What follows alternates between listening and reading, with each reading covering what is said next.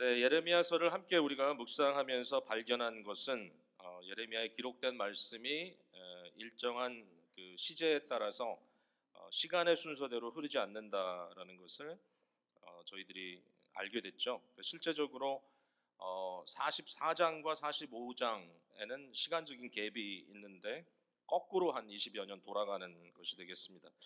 45장 제일 앞부분에 이 예레미야가 바룩에게 불러준 대로 바룩이 두루마리에 기록했던 사건, 여러분 아시지만 36장에 우리가 함께 봤던 사건이고요.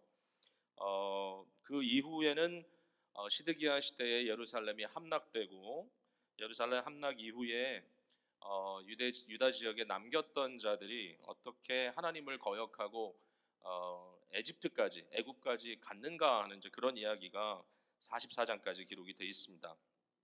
언뜻 보면 오늘 본문의 위치가 조금 좀 합당한가라는 그런 질문을 던질 수 있겠는데, 생각해 보면 굉장히 그 아주 중요한 그 브릿지 역할을 하는 본문이라고 생각이 됩니다. 왜냐하면 44장은 애굽으로 내려갔던 남은 자들이 애굽에서도 구원을 받지 못하고 그들이 그곳에서도 여전히 이 환란과 고난과 전쟁으로 인하여 결국은 멸망당할 것이다라고 하는 그런 말씀을 듣게 되는데, 거기에 대한 이유가 사실 46장부터 나오거든요. 즉 하나님께서 에집트에 대해서 어떠한 예언을 하셨는가. 46장 이후로 보면 결국 에집트가 이 갈그미스라고 하는 곳에서 큰 전쟁을 패하게 되고, 그 이후에 바벨론이 에집트의 본토까지 침략을 해서 본토에 있는 자들도 결국은 또 피난을 가야 되는 이러한 상황이 있을 것이다. 이렇게 이제 46장에 예언하는 말씀이 나오는데, 재밌는 거는 이 길게미시라고 하는 곳에서의 전쟁, 이 전투는 바로 45장에 나오는 여호와김 4년째 다스리던 해라고 하는 시제하고 또 연결이 된다는 것입니다. 자, 여러분 좀 혼란스럽습니까? 그러니까 주제로 따지면 44장과 46장이 연결이 되고요. 시제로 따지면 45장과 46장이 연결이 되는 이런 상황에서 46장이 등단을 하게 되는 것입니다. 45장이요. 자, 역사적인 배경을 조금만 설명을 할게요. 자, 여기서 제가 시간을 너무 많이 들이면 안 되기 때문에 좀 조심해야 되는데, 하여튼 역사는 좀 재밌지 않습니까, 여러분? 이렇게 보면, 왜냐하면 역사적으로 있었던 사건이 우리가 아는 만큼 또 과거의 시대에도 반복이 되고, 또 오늘도 이러한 상황이 있는지 모르겠다라고 하는 그런 생각을 할 수 있는 그런 요소가 있단 말이죠. 자, 어떤 경우인가 하면요. 여러분이 많이 들어본 제국이 아수르 제국이잖아요. 아수르라는 제국이 이제 끝나가는 무렵에 부상하는 신흥 제국은 바벨론입니다. 바벨론. 이제 아수르와 바벨론이 전쟁을 통해서 부딪힘으로써 사실은 아수르가 급격하게 약화되는 거죠.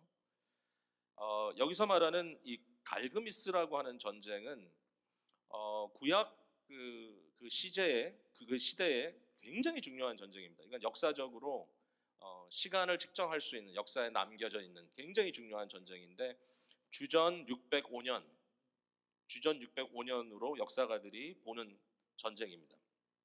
이 갈그미스라고 하는 곳에서 유브라데 상류에서 이제 아수르에 얼마 남지 않은 이제 굉장히 약화된 남겨진 군사들하고 바벨론의 느부갓네살이 이끄는 대군하고의 이제 전투가 벌어지는데, 아수르와 싸웠다면 이건 뭐 게임이 되지 않는 거죠. 그때 어떤 상황이 벌어지냐면은 에집트에서 네코라고 하는 바로가 아마 그 용병까지 불러가지고 굉장히 큰 군대를 이끌고 이 갈기미스라고 하는 곳으로 오는 겁니다. 아수르를 돕는다라는 개념도 있지만 그것보다 더 중요한 것은 바벨론을 막기 위해서 올라오는 거죠.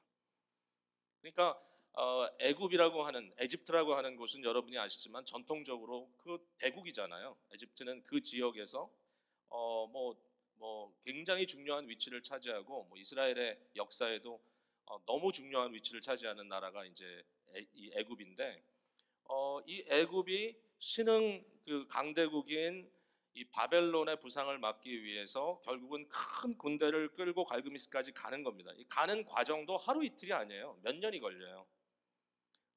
왜냐하면 이제 돌이켜 보면 609년이죠. 주전 609년에 megiddo 전쟁이 나오는데 그 megiddo 전쟁이 뭐냐면 바로 요시야 왕이 전장에서 죽었던 바로 그 전쟁입니다. 메기도라는 곳은 유다 지역인데요. 이제 바로가 결국은 바벨론과의 어떤 전쟁을 위하여 그쪽으로 이제 큰 군대를 끌고 가는데 어떤 일이 벌어지냐면 이제 유대 땅을 거쳐서 가야 되는 거예요. 그러니까 유다라고 하는 것은 아시다시피 북부 아프리카와 뭐 근동, 중동과의 브릿지 역할을 할 수밖에 없는 지형이니까 거기를 이제 통해서 이제 가게 되는데 그거를 막아선 사람이 이제 요시야 왕이거든요. 요시야 왕이 뭐 게임이 안 되는 겁니다. 그러니까 애굽에 의해서 결국 그는 전사를 하게 되고 요시야가 죽음으로써 예루살렘과 유다의 역사에 또 하나 이제 비극이 찾아오는 거죠. 어쨌든 이거와 연결된 전쟁인 거죠. 그러니까 이미 3, 4년 전에 애굽은 군대를 움직이는 것이고 이 엄청난 애굽 군대가 이 갈그미스라고 하는 곳까지 와서 거기에서 바벨론과 일대 그냥 어마어마한 그 충돌이 벌어지는 겁니다. 여러분 역사 속에 그런 전쟁이 있죠. 그 전쟁을 누가 이기느냐에 따라서 그 다음 판도가 완전히 바뀌죠. 만약에 애굽이 이겼다면 어떤 의미에서 보면 그 old way of life가 그대로 유지됐을 겁니다. 예루살렘 같은 경우에 그 이후에 이제 그 왕들 굉장히 고민스러운 거죠.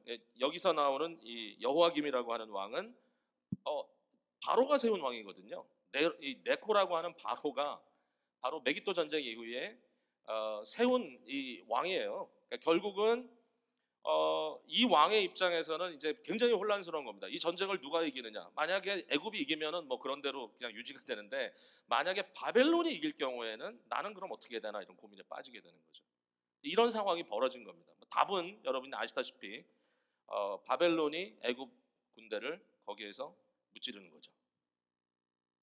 그리고 나서 이제 근동 지역에 소위 말하는 고대 근동 지역에 정치적인 군사적인 경제적인 판도가 완전히 바뀌어지는 겁니다. 그 이후로 아수르는 아예 그냥 멸망돼 버리고 완전 몰락이고 애굽은 그때 아주 극심하게 이제 그 세력이 약화되는 거고 바벨론은 그 지역을 완전히 다 먹어버리는 그런 상황이 오게 되는 것이고 실제로 605년에 갈그미스 전쟁이 끝난 이후부터 곧바로 예루살렘으로부터는 유대인들이 포로로 바벨론으로 잡혀가는 일들이 벌어집니다. 바벨론 포로 잡혀가는 것은 적어도 세 번 정도의 웨이브가 있는데 마지막 586년에 예루살렘이 무너지면서 마지막 다 쓸어갔던 그때까지 상당한 기간 동안에 결국은 바벨론에 의해서 끊임없이 그 지역 모든 상황들이 어지럽게 되는 그런 결과를 보게 되는 것입니다. 자, 이제 이런 역사의 배경을 좀 말씀드리는 것은 이게 얼마나 좀 혼란스럽고 위태한 상황인지를 우리가 생각할 수 있는 거죠. 뭐 오늘날로 이야기하자면 이제 이런 위험함이 특별히 우리 조국 대한민국에는 굉장히 중요한 이슈잖아요, 항상. 그러니까 이게 교량 위치에 있는 이 한반도이기 때문에 뭐 예를 들자면 20세기 초반 1905년인가요, 4년인가요? 일본과 러시아의 전쟁의 결과에 따라서 결국은 대한민국의 미래, 뭐 구조선이라고 해야 되겠죠. 조선 말기의 미래가 거기에 달려 있었던 거고 실제로 그렇게 돼버렸지 않습니까? 오늘날 미국이라고 하는 지난 100여 년 이상을 세계를 지배하던 국가, 또 지배하는 국가와 G2로 부상하고자 하는 중국의 어떤 그런 상승과 이 관계에서 똑같은 문제를 우리가 안고 있잖아요. 어느 쪽에 더 외교적인 관심을 둬야 되는 거야라고 하는 문제가 있는 것. 그러니까 결국 그 모든 뭐 심지어는 무역 전쟁에 대해서 누가 이기느냐에 따라 그 결과가 심각하게 영향을 미칠 수밖에 없는 이런 상태가 되는 거죠. 역사는 반복되고 이러한 역사 속에 이 성경의 인물들이 있다는 것을 우리가 좀 잊지 않았으면 좋겠어요. 이게 마치 무슨 어떤 구름 위에 둥둥 떠다니는 사람들이 아니고 굉장히 심각한 현실 이 상황 속에서 이들이 하나님과의 관계 속에서 이 문제를 어떻게 내가 해나가야 되느냐라고 하는 이런 질문을 지금 던지고 있는 거죠. 그러니까 사실은 우리의 삶에 현재 당하고 있는 문제들과 굉장히 매기통하는 그런 이슈라고 볼 수가 있는 거예요. 자, 그런데 예레미야 45장의 주인공은 예레미야도 아니죠. 바로 바룩이라고 하는 서기관입니다. 바룩에 대한 얘기예요. 이 바룩이 예레미야의 이제 그 예언의 말씀을 그가 두루마리에 써 담지 않습니까?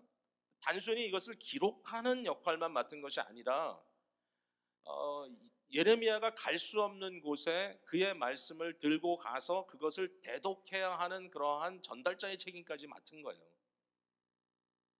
여러분, 리더를 잘못 만나면 고생 많이 하지 않습니까? 직장도 그래서 좀 항상 우리가 문제가 뭐죠? 버스가 힘들면 아무리 내가 열심히 하려고 해도 어렵잖아요. 물론 뭐 버스 입장에서는 또 거꾸로 생각하겠지만, 네. 지난 금요일에 우리 작은 찬양 집회를 우리가 여기서 했는데, 그 일반적으로 찬양 인도하는 우리 교육자님들 제가 다 밀어내고 제가 직접 했습니다. 좀 만용이죠. 찬양 팀이 고생을 많이 했어요. 아마 제가 끝나고 오늘 리더를 잘못 만나서 고생이 많았습니다, 이제 이렇게 얘기했는데, 그게 저는 농담이 아니었어요. 굉장히 힘들었겠다, 맞춰주느라고. 근데 사실 바룩이라고 하는 사람에게는 이게 단순히 뭐 하루 이틀 힘든 게 아닙니다. 그의 인생에 좀 뭐 표현을 하자면 완전히 쫑이 나는 인생이 끝나버리는 이러한 심각한 리스크를 안게 되는 거죠. 여러분 아시지만 여호야김 왕이 예레미야에 쓴 그 예레미야의 말씀을 듣잖아요. 결국은 그 두루마리를 아주 갈기갈기 찢어버리고 나서 어떻게 합니까? 예레미야 바룩을 찾습니다. 결국 예레미야와 바룩은 함께 숨어야만 하는, 자기의 생명을 부지하기 위해서는 정상적인 삶을 포기해야 되는 이제 그런 상태가 된 거죠. 그러니까 하여튼 바룩의 입장에서는 예레미야를 잘못 만나가지고 잘못 엮여서 내 인생이 무지 힘들게 됐구나라는 이제 이런 문제가 나오는 건데요. 실제로 그 얘기를 하는 거예요. 여기 3절에 뭐라 그래요? 네가 일찍 말하기를, 이제 예레미야가 바룩에게 이렇게 하는 거예요. 화로다, 여호와께서 나의 고통에 슬픔을 더하셨으니 나는 나의 탄식으로 피곤하여 평화를 찾지 못하는도다, 이렇게 말을 했다는 거예요. 예레미야에게 바룩이 컴플레인하는 거예요. 네. 정말 이거는 화입니다. 나에게 나는 망했습니다, 이 말이에요. 화로다, 망했다. 나의 고통에 슬픔을 더하신다. 나는 나의 탄식으로 피곤하여 평화를 찾지 못한다. 이제 내 인생은 정말 어떻게 헤쳐나올 수 있는 길이 보이지 않는구나. 이 시대의 예레미야라고 하는 사람은 너무나 많은 사람들에게 미움을 받고 있고, 더군다나 왕이 그를 가둬버렸고, 바룩은 뭐 선지자도 아니잖아요. 바룩은 그냥 자기 나름대로 공부하고 당시에 뭔가 자기 나름대로 어떤 성공을 좀 만들어 보려고 애썼던 한 형제인데, 한 청년인데, 예레미야와 함께 이러한 일에 동참하게 됨으로 말미암아 그의 인생이 심각하게 꼬였다, 이런 고민을 여기서 하고 있는 겁니다. 근데 그런 상황에 하나님께서 바룩에게 주시는 말씀이 4절과 5절에 기록이 돼 있는 거예요. 저는 한 3가지로 이 말씀을 정리할 수 있다고 생각해요. 그래서 한번 들어보면서 과연 하나님이 바룩에게 뭐라 그러셨는지, 그 말이 우리에게는 어떤 말씀으로 들려야 할지 한번 생각해 보겠습니다. 첫 번째는, 하나님의 말씀은 어떻게 보면 질문과 같아요. 지금이 어느 때인가라는 때에 대한 질문이에요. 지금이 어떤 때인가, 무슨 시간인가 지금이. 거기에 대한 답은 지금은 환난의 시간이라는 거예요. 4절을 한번 보세요. 너는 그에게 이르라, 여호와께서 이같이 말씀하시기를, 보라. 여호와의 말씀이 바룩에게 예레미야를 통해서 전달되는 거예요. 보라, 나는 내가 세운 것을 헐기도 하며 내가 심은 것을 뽑기도 하나니 온 땅에 그리하겠거늘. 5절로 넘어가서 조금 지나고 나서, 보라, 내가 모든 육체에 재난을 내리리라 그랬습니다. 자, 이거 뭐죠?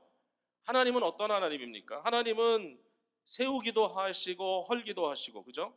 하나님은 심기도 하시고 뽑기도 하십니다. 여러분 너무나 잘 아시죠? 자, 전도서 3장에 나오는 말씀입니다. 한번 제가 읽어볼게요.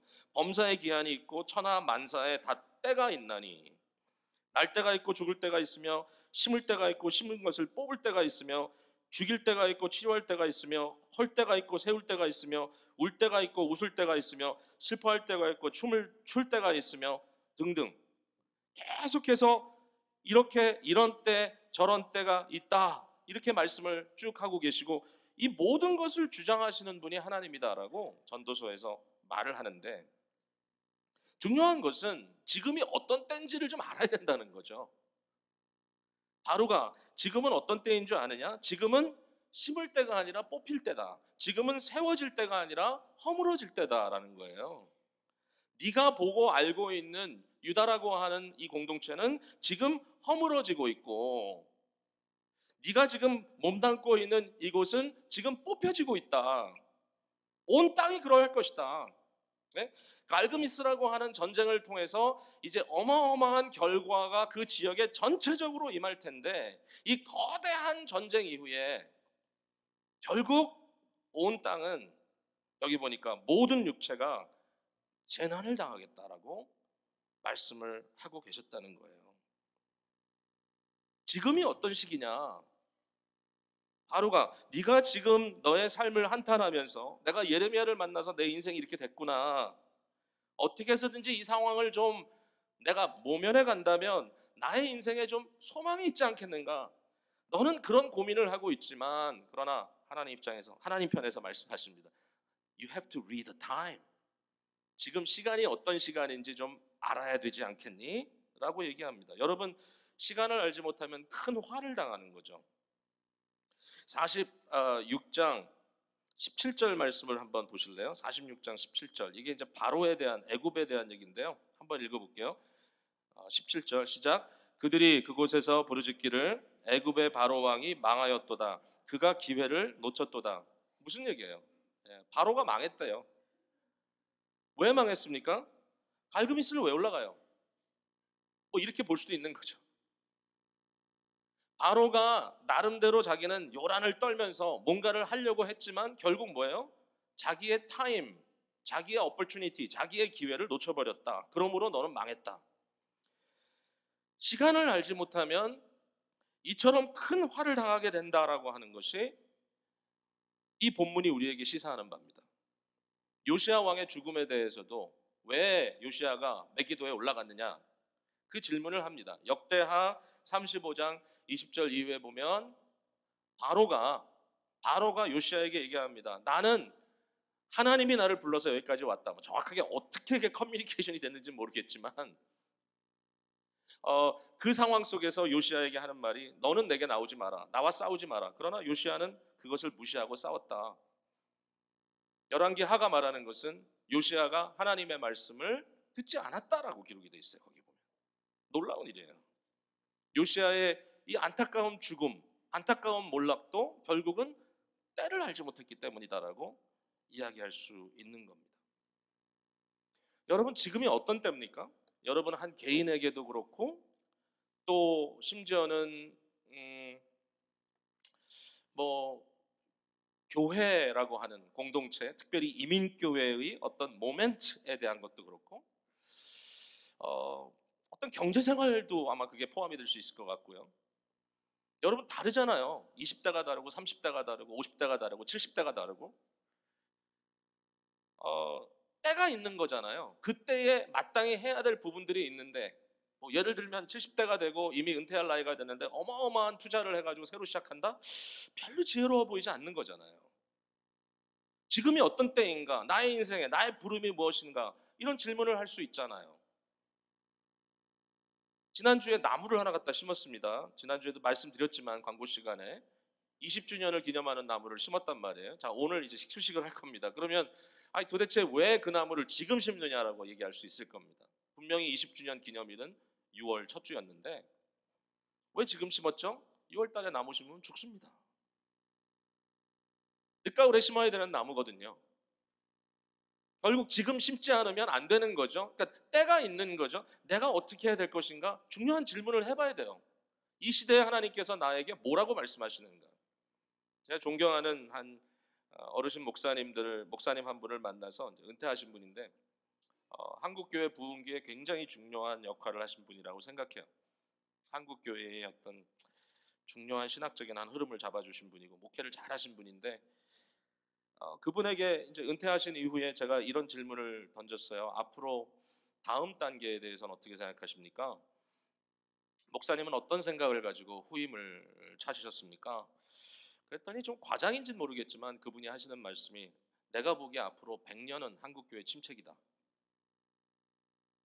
사실 뭐 그렇게 따질 수 있죠. 한국에 복음이 들어와서 100년이 흐르는 동안에 이게 아주 뭐 어려움도 있었지만 굉장히 빠른 속도로 이제 특별히 60년대 이후로 성장을 하게 되고 80년대, 90년대 교회가 엄청 확장됐잖아요. 숫자적으로. 그 시대와는 다르다.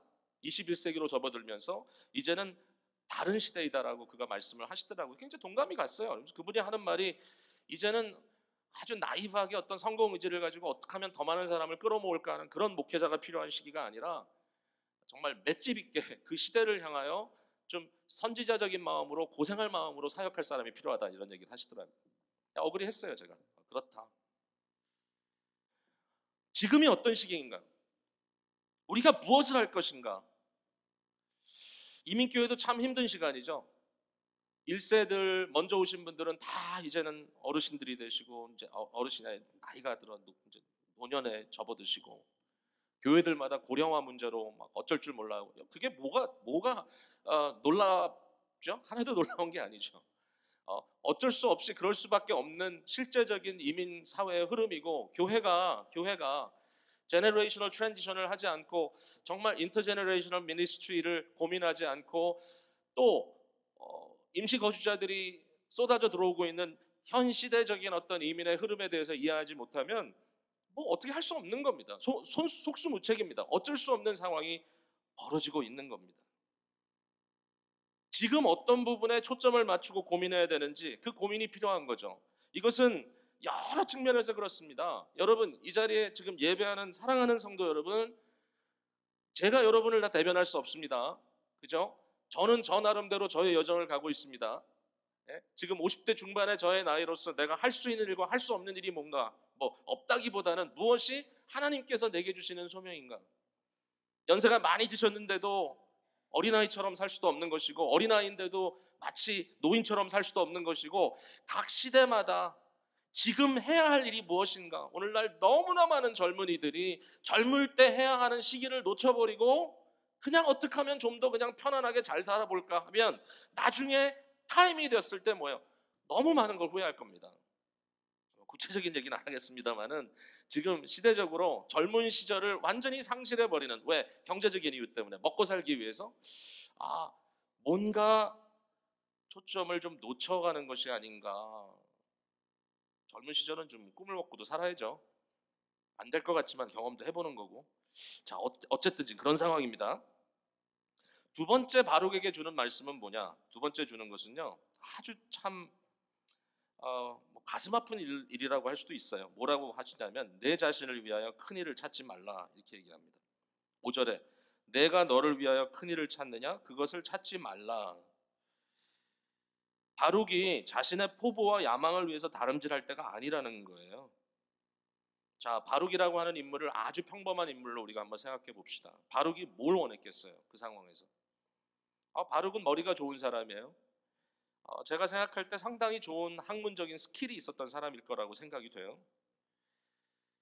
바룩 스스로 꿈꿨을 겁니다. 내가 유대 땅에서 한 유대인으로서 율법을 전공한 사람으로서 내가 여기서 살아간다면 어떤 꿈을 꿀 수 있을까? 가장 훌륭하고 위대한 율법학자가 되어 좋은 유대인 대학교에서 교수가 되고 명성을 얻고 나름 내가 이 시대에 그래도 사람들에게 존경받는 사람으로 살아야 되지 않겠는가? 그게 이제 바룩의 꿈이었을까요? 뭐 잘은 모르겠지만 바룩이 아주 평범한 사람이기 때문에 그에게 닥친 이러한 시대적인 부름에 대해서 그가 너무 슬퍼하고 너무 고민을 했다면 아마도 바룩이 이런 생각을 했을 수도 있었겠다라고 나름대로 한번 추측을 해보는 거예요. 하나님께서 그에게 뭐라 그러십니까? 내 자신을 위하여 큰 일을 찾지 말라. 지금은 때가 아니다. 왜 그렇죠? 예루살렘은 곧 함락될 거거든요. 지금 이 말씀을 하시는 지 불과 20년이 채 되기도 전에 예루살렘은 함락되죠. 만약에 바룩이 이러한 라이프를 펄수했다면 아마 그는 두 번 생각할 것 없죠. 예루살렘의 함락과 함께 바벨론으로 타문화권으로 유배되어 갔을 것이고 그의 인생은 그가 생각했던 것과는 전혀 다른 방향으로 갔을 겁니다. 지금 당장은 그의 눈에 그것이 너무 좋아 보이지만 지금 당장은 이것이 내게 주시는 어떤 이 시대적인 기회가 아닌가라고 생각할 수 있지만 그러나 시대를 잘 봐야 되는 거죠. 하나님의 부르심이 뭔지를 깊이 고민해 봐야 되는 거죠.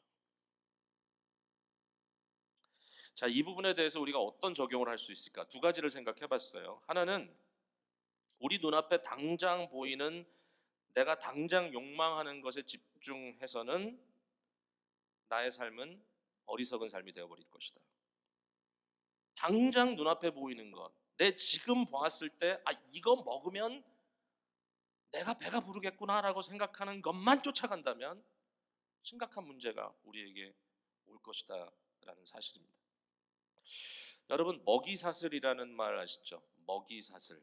그러니까 약한 것을 좀 더 강한 것이 잡아먹고, 그것을 좀 더 강한 것이 잡아먹고, 또 그것도 좀 더 강한 것이 잡아먹고. 제가 그림을 하나 좀 띄워달라고 부탁을 했는데 이거밖에 더 좋은 걸 찾지를 못했어요. 근데 뭐 구글에서 막 뒤지다 보니까 이 그림이 하나 팝업해가지고 뭐 이 정도면 내가 설명을 할 수 있겠다 생각한 게, 여러분 보세요. 중요한 포인트는 저 물고기의 눈입니다. 눈을 잘 그렸어요. 아주 앞에 것만 보고 있어요. 그죠? 작은 물고기는 앞만 보고 가고 있고, 그 뒤에는 그것만 바라보면 물고기가 있고, 그 뒤에는 좀 더 큰 물고기가 또 그것을 바라보고 있고, 만약에 그림을 좀 더 확대했다면 그 뒤에 더 큰 물고기나 뭐 상어 같은 게 기다리고 있었을 수 있겠죠. 눈이 중요해요. 눈이. 문제는 뭐죠? 저 물고기는 자기 눈앞에 보이는 그거밖에는 못 본다는 거예요, 지금. 근데 우리는 뭘 보죠? 다 볼 수 있습니다. 우리 눈에는 물고기 한 마리가 보이는 것이 아니라 이처럼 이어져 있는 여러 물고기 간의 관계성을 볼 수가 있는 거죠. 저는 하나님의 말씀은 그렇다고 생각이 들어요. 하나님의 말씀은 전체를 볼 수 있도록 해주시는 말씀이다. 하나님의 말씀이니까. 여러분, 아담과 하와가 선악과를 먹었습니다. 특별히 하와가 선악과를 바라봤을 때, 선악과만 그의 눈에 보였을 때 먹음직도 하고 보암직도 하고 지혜롭게 할 만큼 탐스럽기도 했다라고 그가 평가를 내렸습니다. 그것만 보인 거죠. 그러나 우리는 뭘 봅니까? 우리는 창세기 3장을 다 봅니다. 우리는 그 옆에서 혀를 날름거리면서 나도 망했으니까 너도 망해봐라고 얘기하는 마귀의 괴계를 봅니다. 그 이후에 인류에 어떤 심각한 몰락이 있었는지를 봅니다. 죄라고 하는 것이 3장에서 5장에서 6장에서 쭉쭉쭉 넘어가면서 얼마나 심각한 문제로, 결국은 노아의 홍수라고 하는 심판의 한 모형으로서 죄의 어떤 그 결과를 대치하지 않으면 안 되는, 대응하지 않으면 안 되는 상황이 될 때까지 심각한 문제가 계속해서 파급되어 나갔다는 사실. 정말 먹음직하지도 않고 정말 보음직하지도 않고 정말 지혜롭게 할 만큼 탐스럽지도 않은 과실이었음에도 불구하고 전체를 보지 못하고 앞에 눈에 있는 것만 바라봤던 하와에게는 그것이 그렇게 자기 자신을 설득할 만한 이유가 됐었다는 거죠. 사도 바울은 에베소서 6장 11절에 우리에게 말씀합니다. 마귀의 간계를 능히 대적하기 위하여 하나님의 전신갑주를 입으라. 간사한 계계입니다. 마귀의 간사한 계계가 지금 우리를 어떻게 꼬이고 있는가? 베드로서는 이렇게 얘기합니다. 근신하라, 깨어라. 너희 대적 마귀가 우는 사자같이 두루다니며 삼킬 자를 찾나니 너희는 믿음을 굳건하게 하여 그를 대적하라. 큰 그림을 보지 못하면, 당장 내 눈앞에 있는 것만 본다면 우리는 잘못될 수밖에 없습니다. 그러나 만약에 우리가 하나님의 말씀에 의하여 큰 그림을 볼 수 있다면, 무엇이 우리에게 심각한 위험이 되고 있는지를 볼 수 있다면 생각이 좀 바뀌겠죠. 출애굽하는 이스라엘 백성에게는 무엇을 먹을까 무엇을 마실까가 최고의 이슈였던 거죠. 만나 주면 기뻐하고, 그것도 또 오래 먹다 보니까 지겹고, 반석에서 물이 터지면 괜찮지만 조금만 물이 안 터지고 안 흐르는 것 같으면 컴플레인하고, 예수님께서 우리에게 뭐라고 말씀하십니까? 새로운 출애굽의 리더가 되시는 우리 그리스도께서 산상수훈에서 말씀하시죠. 너희는 무엇을 먹을까, 무엇을 마실까, 무엇을 입을까 그런 거 염려하지 마라. 너희는 먼저 하나님의 나라와 그의 의를 구하라. 하나님의 다스림을 구해라. 하나님의 뜻을 구해라. 하나님의 공의로움이 어떻게 나타나는지를 좀 생각해 봐라. 하나님의 의, 하나님의 공의로움은 어떻게 보면 큰 그림입니다. 지금 당장 내 눈앞에 보이지 않는 것 같지만 그러나 하나님은 절대적인 공의로 세상을 다스리십니다. 지금은 억울해 보이지만 우리의 억울함이 반드시 풀어질 것입니다. 그 반면에 남을 억울하게 했던 일은 반드시 추궁당할 겁니다. 지금 당장 눈앞에 보이는 것만 보지 마라. 당장 먹이가 되니까 먹고 한탕 할 수 있으니까 하고. No, think. 생각해봐라. 언젠가 그 상황이 너를 다시 심각하게 추궁할 때가 올 것이다. 성경을 통해서 배울 수 있는 지혜는요, 이처럼 시야를 넓히고 안목을 넓히고 내가 시간과 공간과 나의 주관적 관심과 경험에 묶여 있기 때문에 보지 못하고 있는 그것을 볼 수 있게 해주는 말씀의 능력이 있는 거잖아요. 그걸 봐야 되잖아요. 당장 눈앞에 이뻐 보이고 매력을 느끼고 재밌어 보이고 저 여자하고 좀 놀아보면 행복할 것 같은데 놀잖아요. 그래가지고 잠언 7장 22절 23절에 그 상황에 대해서 이렇게 얘기하잖아요. 소가 도수장으로 가는 것 같고 새가 빨리 그물로 빨려 들어가는 것과 같다. 결국 가정도 깨지고 자녀들의 마음에 평생 아물지 않는 상처와 잘못된 삶의 패턴을 그들에게 답습할 위험까지 남겨놓고 만들어내고 살아가고 있는 거잖아요. 당장은 내게 이익이 될 것 같으니까 했다가 나중에 그것 때문에 심각한 문제들을 스스로 만들어내는 거 아니에요. 당장 눈앞에 보는 것 때문에 돈 조금 더 준다. 이거 한번 슬쩍 넘어가면 해결될 것 같다. 그러나 하나님의 말씀은 끊임없이 우리에게 큰 그림 보여줍니다. 하나님의 의와 그의 나라를 구해라. 그 다음에 이제 또 하나 배울 수 있는 면은 이거 같아요. 지난 금요일에 나눴던 누가복음 17장 11절에서 19절 말씀하고도 맥이 통하는데 그 말씀 속에는 10명의 문둥병자가 나오고 그 10명의 문둥병자가 예수님께 나와서 우리를 긍휼히 여겨달라라고 말을 하죠. 예수님이 그들을 긍휼히 여기셔서 가라 그랬습니다. 가라. 제사장에 가서 네 몸을 보여라. 그 10명이 그 말을 듣고 뭐 당장은 치유도 안 됐지만 그 말을 듣고 하여튼 열심히 제사장에게 갑니다. 가는 도중에 자기들이 낫단 말이에요. 10명 중에 한 명은 사마리아인인데 자기가 난 것을 보고 제사장에게 가는 발걸음을 멈춥니다. 그리고 돌아서 갑니다. 왜? 예수님을 찾아야 되겠거든요. 자, 마지막에 예수님께서 이 사마리아인에게 그를 이제 사실은 칭찬하는 거죠. 나머지 9명은 어디 갔느냐? 하나님께 감사를 드리러 돌아온 자가 너밖에 없느냐? 근데 그 말씀을 하시면서 마지막에 그에게 이런 말을 합니다. 내 믿음이 너를 구원했다. 여러분, 그 본문 안에 믿음이 어디 있습니까? 많은 분들은 그런 설교 많이 들은 것 같아요. 그 본문에 나오는 믿음은 뭐냐면 그 10명의 문둥병자가 우리 예수님께서 가라 했을 때 아직 병도 안 났지만 믿고 갔다. 그게 믿음이다. 믿음은 아직 내가 병이 낫지 않아도 말씀 의지하고 가면 결국 가다가 치료받을 것이다. 근데 그게 본문의 포인트가 아니잖아요. 치료를 받은 10명의 문둥병자, 그 10명이 치료받았다는 게 답이 아니잖아요. 치료받은 건 귀한 일이지만 그게 그들에게는 목적일 수 있지만 그러나 목적보다 더 귀한 게 있잖아요. 믿음은 뭐죠? 바로 그 한 명에게 믿음은 믿음의 주에 온전케 하시는 예수 그리스도와 연합하는 것이고 그를 만나는 것이 믿음입니다. 주님을 다시 찾아왔다는 게 믿음입니다. 자, 무슨 얘기를 하려고 하냐면은 사람들은 자기를 위하여 큰일을 하기를 원해요. 그게 자기에게 응답되는 순간에 나는 은혜를 받았고 구원을 받았다고 생각할지 몰라요. 그것을 이루는 것이 믿음이라고 생각할지 몰라요. 긍정적으로 노력하면 너의 목적을 이룬다. 얼마나 인생을 긍정적으로 살면 좋냐? 맞습니다. 뭐가 나쁠 거 없습니다. 그러나 기독교의 믿음이라고 하는 것을 너무 값싸게 만들어서 나의 어떤 욕망과 나의 욕구가 이루어지는 것이 믿음의 결과다라고 생각한다면 그것은 잘못된 것입니다. 믿음은 그리스도와 우리를 연합시키는 본드와 같은 겁니다.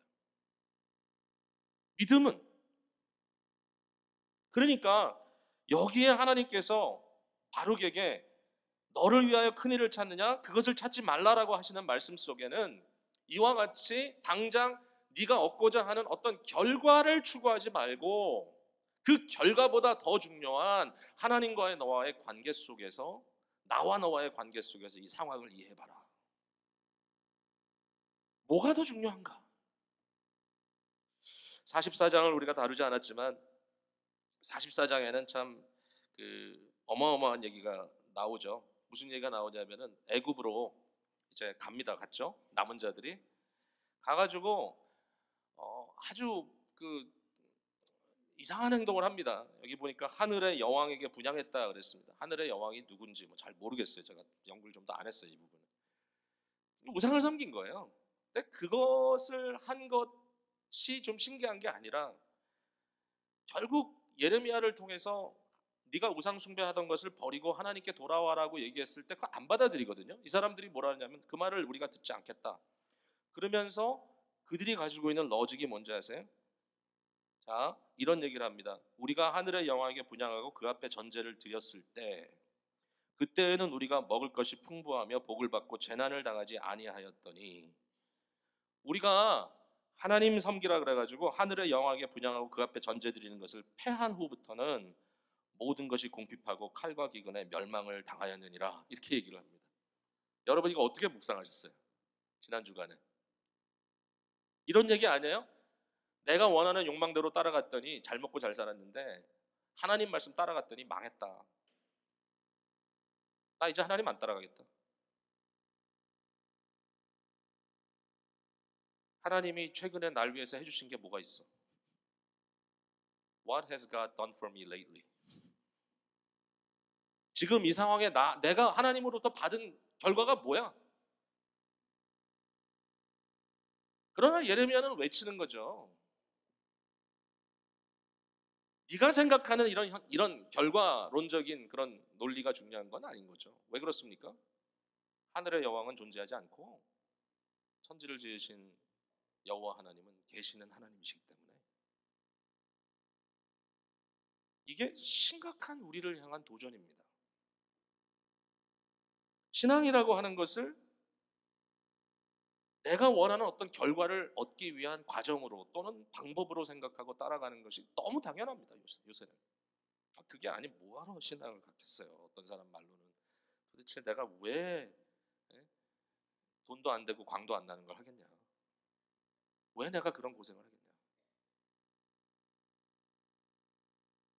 여러분, 예수 믿고 우리의 간증이 서론, 내용, 결론까지 질서정연하게 모든 사람이 봤을 때 야, 예수 믿었더니 복 받았구나라고 딱 떨어지면 얼마나 좋겠어요. 그런 것만 간증하니까 문제인 거죠. 우리의 인생이 사실 그렇진 않은데. 왜냐하면 진정한 간증은 내가 너를 위하여 큰 일을 찾느냐, 그것을 찾지 말라. 사실은 그 다음에 있는 거예요. 하나님의 역사는 그런 것 같아요. 어려운 말씀이지만 그러나 이것을 주님께서 우리에게 요구하십니다.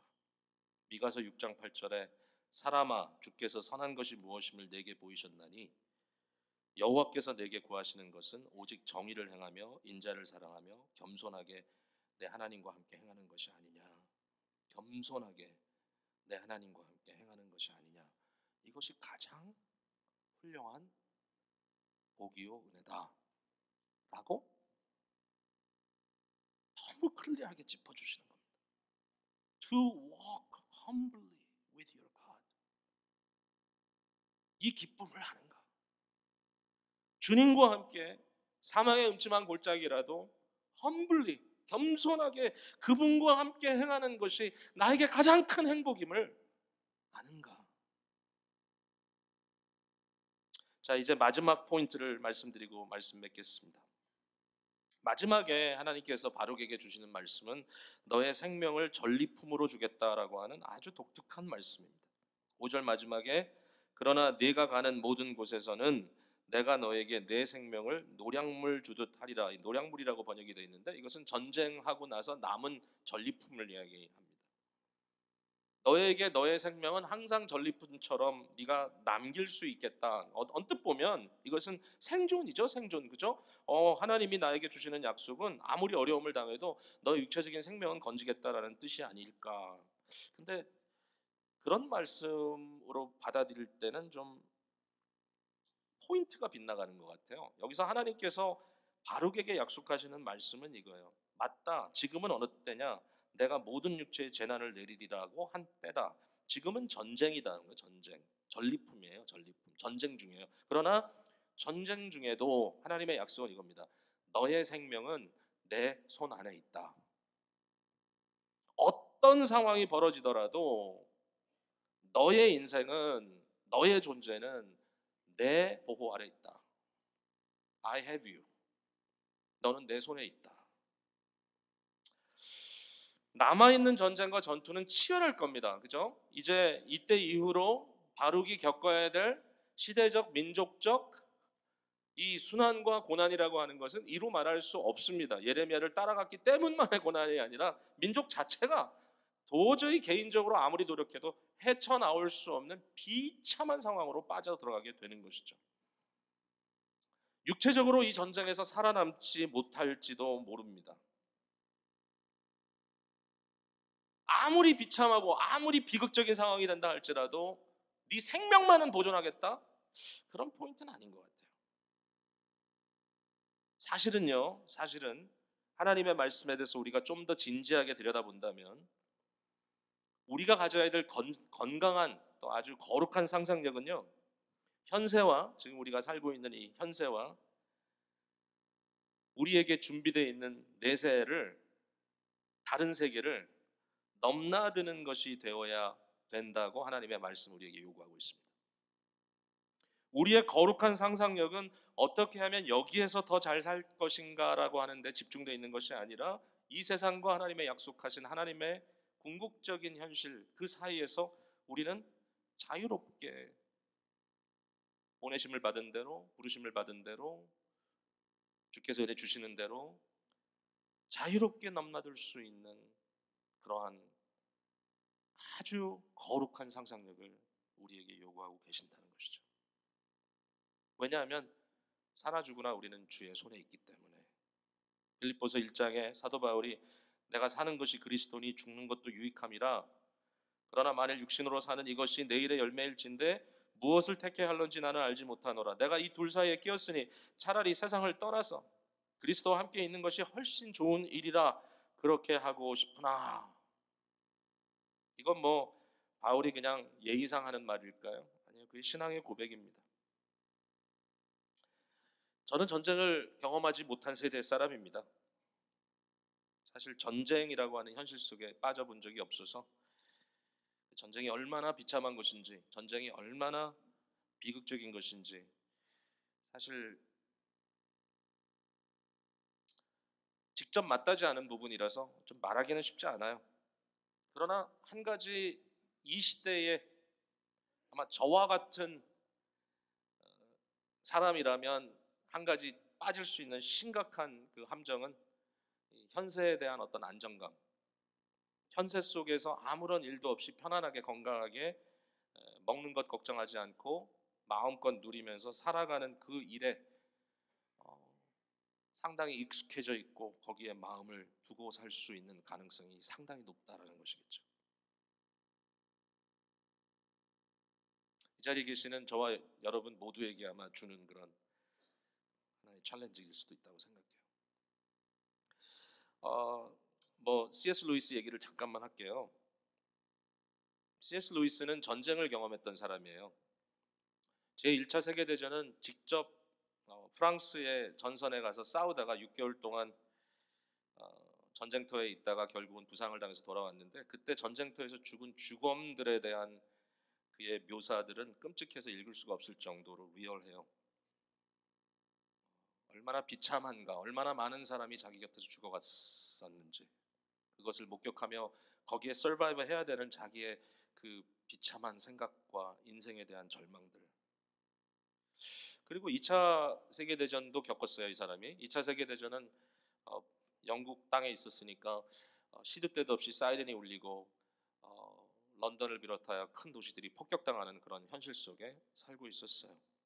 수많은 사람들이 죽음을 두려워하고 있었습니다. C.S. 루이스의 모든 기독교 변증이나 심지어는 그의 소설들도 이런 전쟁의 배경을 갖고 있습니다. 여러분이 많이 접했을 줄로 아는데요. 나니아 연대기 영화로 볼 수도 있고요. 아이들과 함께.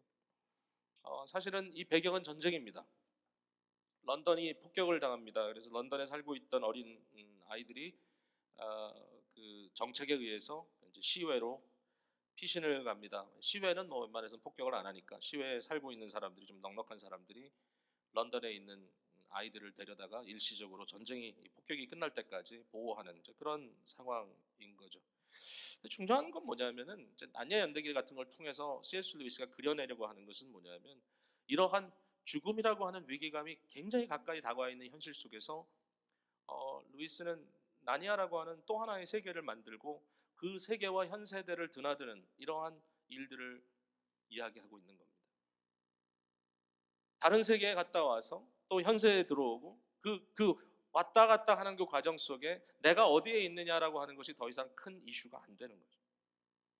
결국 나니아 연대기의 마지막은 진짜 나니아도 리얼 나니아라고 하는 궁극적인 새하늘과 새 땅에 들어가는 것이고 거기에 들어가기 위해서 결국 실제적으로 현세 속에서 그 인물들은 죽어야 합니다.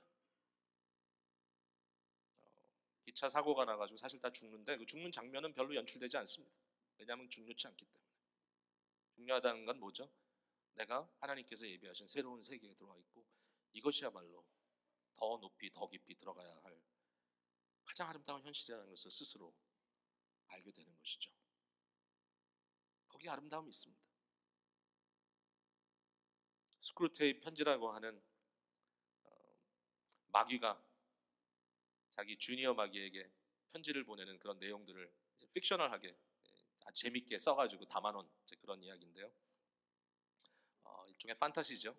그런데 여기에 나오는 그 실제 인물은 이 마귀가 지금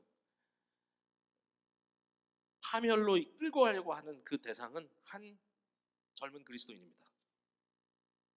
처음부터 그리스도인은 아니지만 그 그리스도를 만나게 되고 그 모든 과정에서 마귀가 어떻게 해서든지 이 한 사람을 어떻게 해서든지 낙오되게 하기 위해서 이 사람을 좀 파멸시키기 위해서 온갖 머리를 짜내고 어떻게 하면 이 사람을 곁길로 가게 할 수 있을까라는 고민을 하는데 시니어 마귀하고 주니어 마귀하고 이 판단이 달라요. 주니어 마귀는 그냥 세상에서 고생하면 내 편이 되는 줄 알아요. 마지막에 이 인물은 그 젊은 그리스도인은 폭격에 맞아 죽습니다. 마지막에 죽어요. 죽는 순간에 이 주니어 마귀는 혹시 죽음이라는 걸 통해서 나의 생각이 이제 이루어진 것이 아닌가 그런 착각 속에 빠져 있을 때 그 시니어 마귀는 이런 말을 남깁니다. 육체의 죽음으로 인하여 그들이 그 페이션트가 그 환자라고 부르거든요. 그 환자가 이 세상을 떠나는 그 순간은 거의 너의 손에 들어와 있었던 거의 너 마귀의 손에 들어와 있었던 그 사람을 대적자가 하나님이 그의 강한 손으로 와서 팍 채가지고 하나님의 손으로 끌고 가는 것과 같다. 제가 표현을 잘 못하네요. 마귀의 손에 거의 들어왔던 그 사람이 그 죽는 순간에 하나님께서 그의 전지전능하신 손으로 그를 자기 손에 붙들고 간 것과 같다. 우리는 패했다. We lost. 생각이 다른 거죠. 모든 상황을 하나님께서 컨트롤하고 계시고 하나님은 절대로 우리를 잃어버리지 않으시겠다고 말씀하셨고 이 말씀 안에 우리가 받은 약속대로 우리의 삶에 그 평안함과 그 확신, 그 믿음을 가지고 살아간다는 것이 성도의 가장 궁극적인 모습이라고 말할 수 있을 것입니다. 어려운 메시지라고 생각해요. 아무리 인생의 위태한 상황에 있는 분이라 할지라도 죽음을 준비하라는 말은 너무너무 어렵습니다. 그러나 성도들에게 있어서 이것은 남의 이야기는 아니라고 생각이 듭니다. 아주 최근에 제가 좋아하는 한 그 목사 형제에게 이번 그 월말 12월 말에 저희 교회 청소년들 그 수양회 하는데 좀 와서 좀 특강을 해줄 수 있겠냐라고 제가 부탁하는 메일을 보냈습니다.